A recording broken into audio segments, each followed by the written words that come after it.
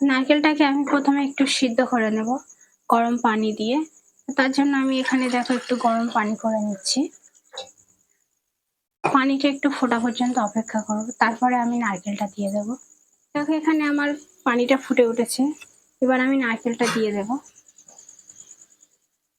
দিয়ে আমি একটু উল্টে পাল্টে সিদ্ধ করে নেব ভালো করে।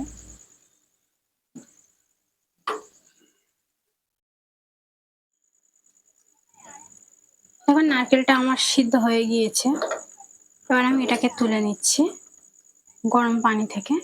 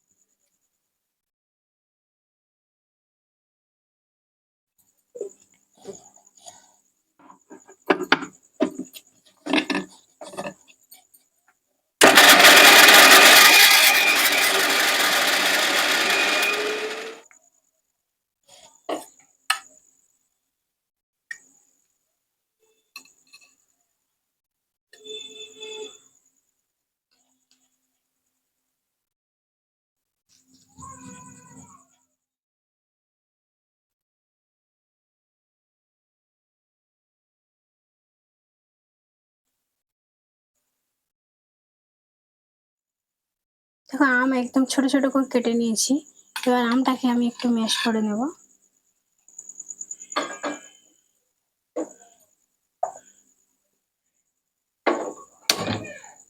এবার মিষ্টিটা তৈরি করার জন্য অন্য একটা কড়া বসিয়ে দিচ্ছি।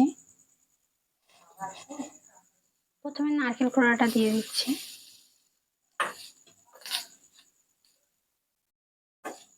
এবার আমটা দিয়ে দিচ্ছি, আর চিনি দিয়ে দিচ্ছি।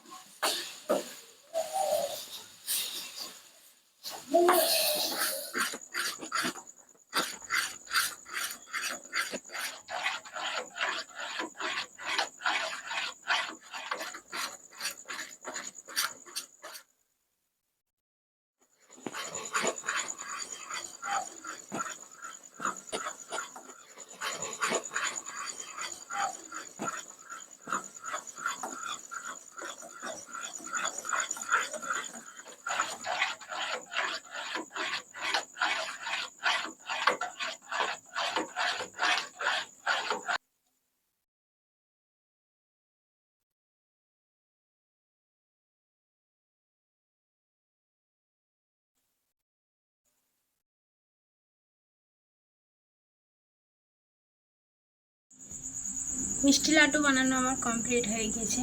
এর মধ্যে কিন্তু কোনো মশলা আমি অ্যাড করিনি।